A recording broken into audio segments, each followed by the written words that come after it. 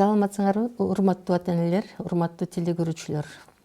Силердин назарыңыздарда Жумабаева Гүлайым, Кыргыз билим берүү академиясынын ага илимий кызматкери.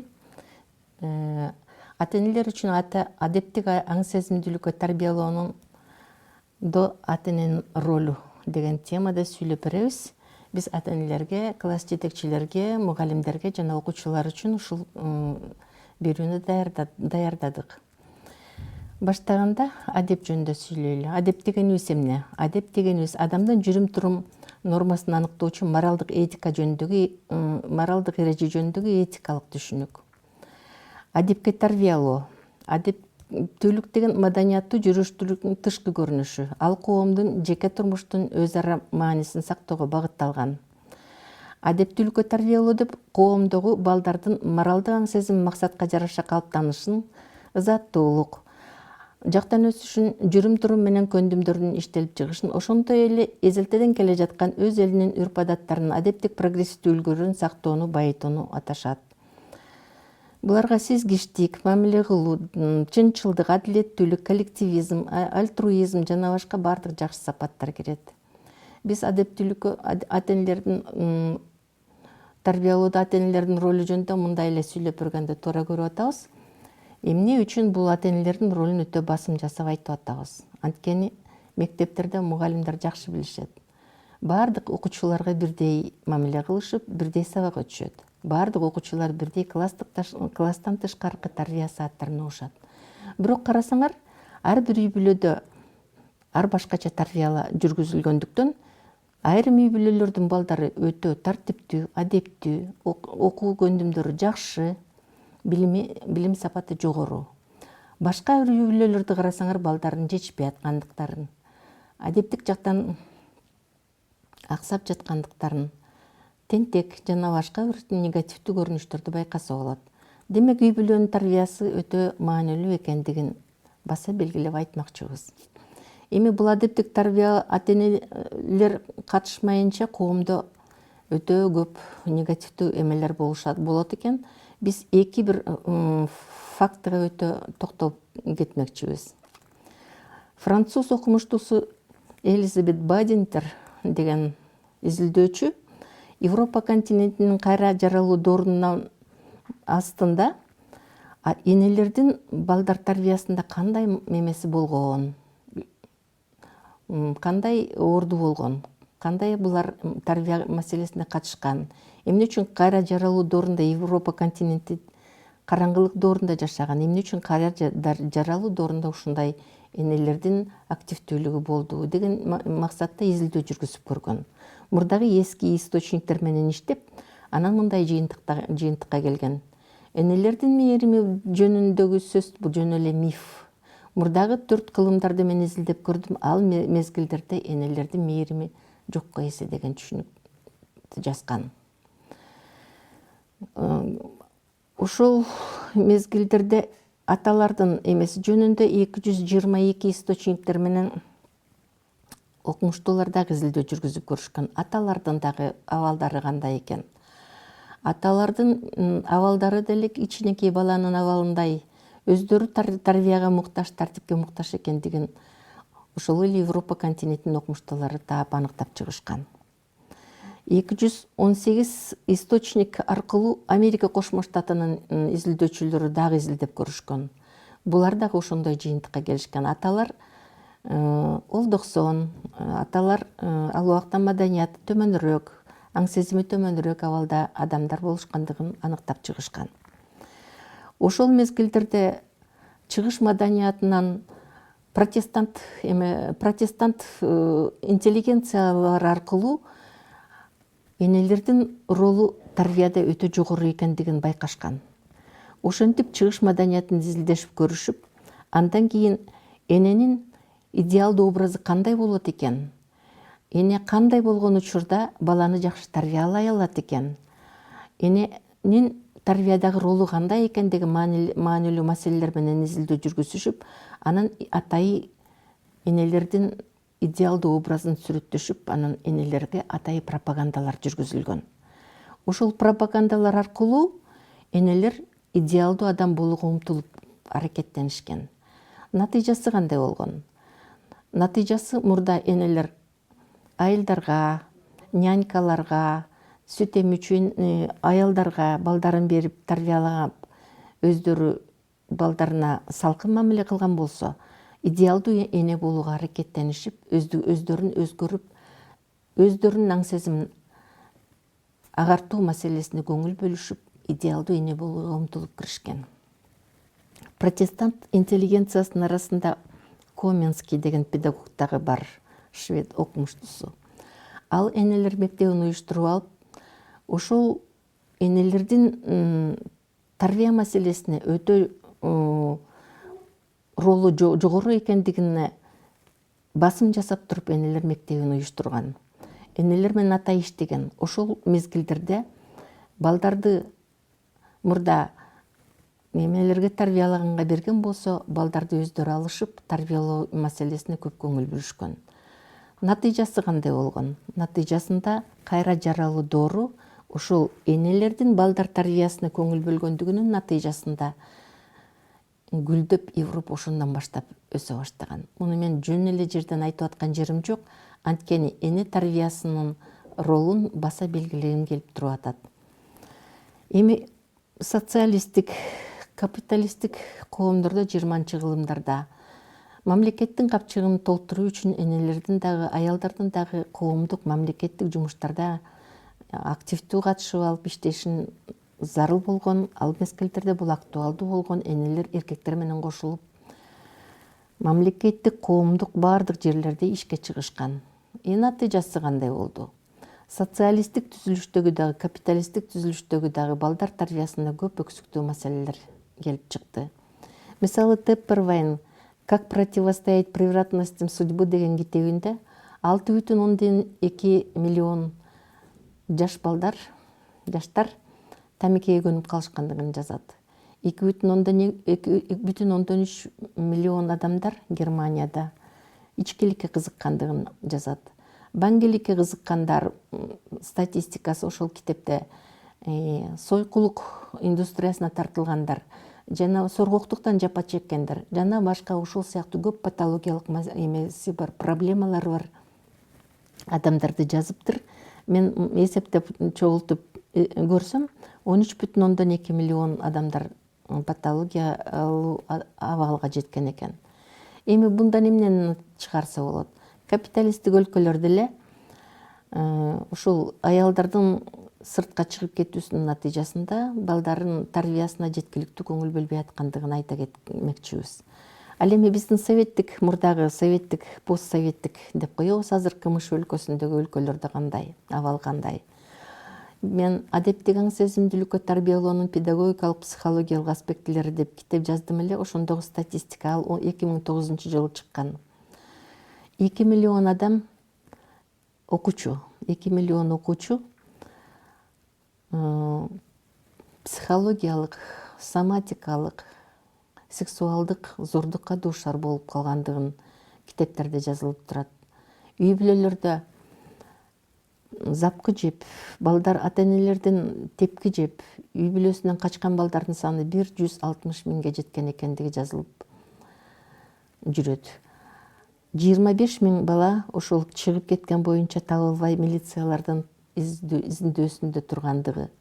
Ошондой алдын ошондой экендигине карабастан 40 миллион ата-энелер ичкилик ичкендиги, 3 миллион ата-энелер алкоголизмге оорусуна чалдыгып калгандыгы жана ушул сыяктуу ата-энелердин өздөрүндө дагы көптөгөн мабырекей моралдык, психологиялык, соматикалык проблемалары бар экендиги жазылып жүрөт. Биздин өзүбүздүн республикабызда деле абдан мыкты деп айта тургандай абал эмес. Аларда 40% балдар зордукка кабылган болсо, бизде 26% балдар ушул психологиялык, физикалык, сексуалдык зордукка жабыр чеккен. Ошол совет мезгилинен бүт аяк ченинде абал ушунчалык начарлап кеткен. Бир күндө 70-жылдардан баштап ажырашуулар көп болгондуктан күнүнө никесиз төрөлгөн балдар 1500 жана нар жакта цифралары бар эле. Эсимен чыгып кетти, кечирип коесуздар. Никесиз балдар төрөлүп турган. Эми балдар, никесиз төрөлгөн балдардын абалы, психологиялык абалы жетим балдардын абалынан начар болот экен. Жетим балдардын абалынан ата-энеси ажырашкан балдардын абалы, психологиялык абалы начар болот экен. Мындайча айтканда, никесиз төрөлгөн балдардын абалы жетим балдардын абалынан да начар болот экен. Мына ушундай азыр мектептерде психологиялык көйгөйлөрү бар балдар өтө көбөйүп кетти. Ошондуктан ата-энелерди балдар тарбиясына көңүл бөлүшүн өтө көп суранат элек, кайрылат элек, балдар тарбиясына көңүл бөлүшүңөрдү каалайт элек. Дагы бир Америка Кошмо Штатынын изилдөөчүлөрүнүн эмеси жөнүндө, изилдөөлөрү жөнүндө да айта кетсек туура болот. Анткени бул дагы ошол адептик тарбияга, балдар тарбиясына тиешеси бар. 2 больницада балдар дарыланып жаткан бирдей врачтар, бирдей шарты бар, дарылары бирдей болгон, больницанын абалы бирдей болгон.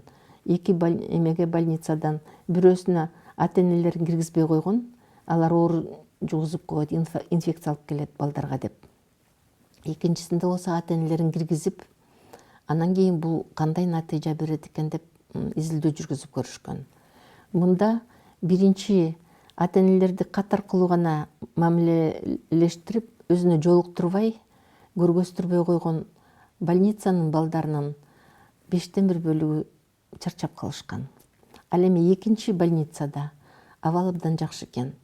Ата-эненин балага мээриминин ролу өтө жогору экендигин окумуштуулар ошентип түшүнүшкөн. Бул 30-жылдарда Америка Кошмо Штатындагы окумуштуулардын изилдөөнүн натыйжасы болгон.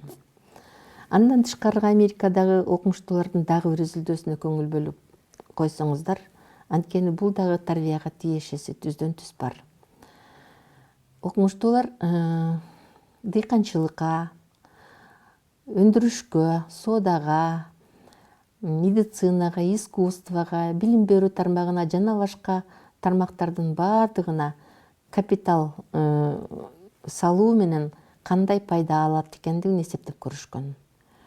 Өндүрүшкө салынган капиталдар мынча экен, дыйканчылыкка тигинче экен, искусствого салынган капитал мынча өсөт экен деп анан баардыгын аныктап чыгышып, эң акырында балдар тарбиясына, билим берүү системасына салынган капитал 14,5 эсе өсө тургандыгын аныктап чыгышкан. Бул жакынкы мезгилде изилдөөнүн натыйжасында табылган маалымат. Муну чыгыш педагогдор мурда эле билчү. Бизде макал бар го, эгерде 1 жылдык пайда көргүң келсе, эгинек. Эгерде 10 жылдап пайда көргүң келсе, мөмө берүүчү дарактарды отургуз. Эгерде 100 жылдап пайда тапкың келсе, анда балдарды тарбиялап, балдарга жакшынакай билим бер. Балдарга жакшынакай билим берсең, анда анын 10 жылдап, 100 жылдап пайдасы кийин келе тургандыгын мурда эле биздин мурдагы ата-бабаларыбыз жакшы билишкен. Азыр жаштарыбыз муну билишет. Ошон үчүн жаштарга салынган, тарбияга салынган, билим берүүгө салынган капиталовложение өтө пайдалуу капитал экендигин айта кетким келет. Балдар тарбиясына көңүл бөлөйлү. Балдар тарбиясынын ата-энелер карабаса, анда мектептин мойнуна баарын жүктөп салган туура эмес. Азыр миграция, акча табуу маселеси, жумушсуздук жана башка деп жалаң мектептин мойнуна балдарды таштап койгон ата-энелер аз эмес. Мунун натыйжасында мугалимдерге өтө оор болуп атат, булар кыйналып атышат.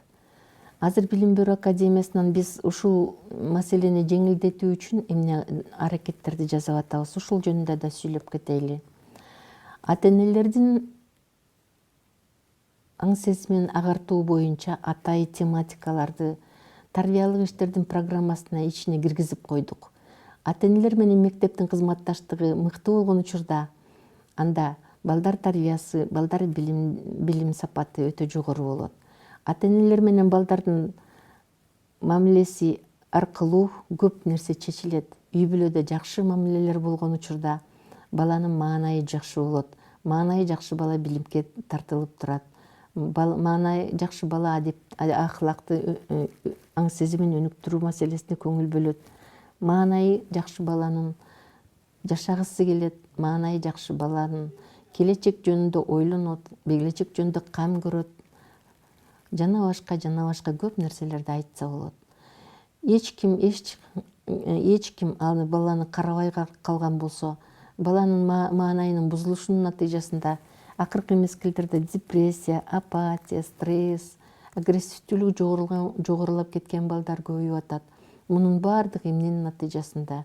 Баланын тарбиялык ишке жеткиликтүү тартылбай, ата-энеси тарабынан жеткиликтүү көңүл бөлүнбөй, жана башка ушул сыяктуу көп маселе болуп жаткандыгы жөнүндө белги берет.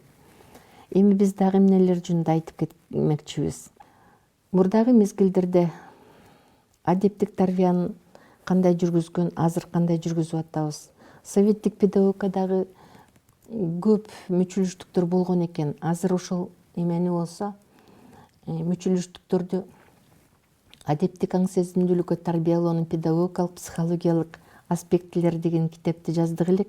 Ошол китепте айтып чыктык. Эмне үчүн бул керек? Анткени деген ошол каталычылыктарды, мүчүлүштүктөрдү кайталабасын деген пикир менен айтып чыктык. Дагы бир маселе ата-энелердин типтүү кемчиликтери. Кандай кемчиликтерди тарбиялоодо кетирип атышат ата-энелер ушул адептик тарбияда? Ошолор жөнүндө жазып чыктык элек. Бул жөнүндө атайын тема менен сүйлөп чыксак да болот. Бул өтө көп, ошондуктан убактыбыз тар.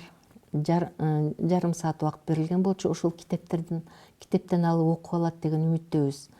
Типтүү каталары, мисалы ата-энелер ыгы жок мээримдүүлүк менен ката кетирип алышат экен.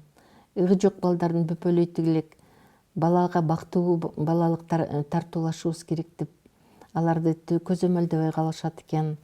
Жана башка ушул сыяктуу көптөгөн типтүү каталары бар экен. Ошол каталардын баардыгын кантип жоюш керек, ошолор менен иштешүү боюнча атайын китебибиздин ичинде жазылган эле.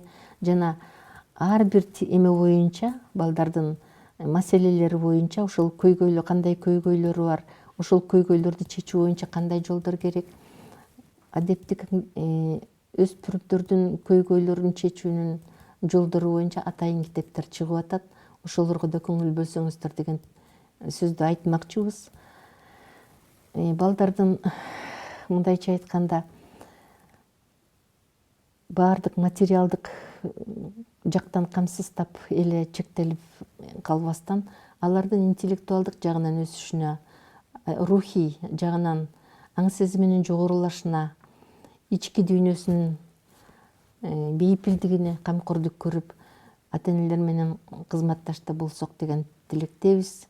Ата-энелерге көңүл бөлгөнүңүздөр үчүн чоң рахмат. Мындан аркы ишиңиздерде ийгилик, балдарыңыздарда асманыңыздар ачык болсун, балдарыңыздын маанайы жакшы болсун, балдардын келечектери кең болсун, түбөлүктөрү түз болсун демекчибиз. Жакшы кесиптерди тандап кетсин, адеп ахлактары жакшы болсун. Эмки эмеден көрүшкөнгө чейин жакшы саламатта калыңыздар.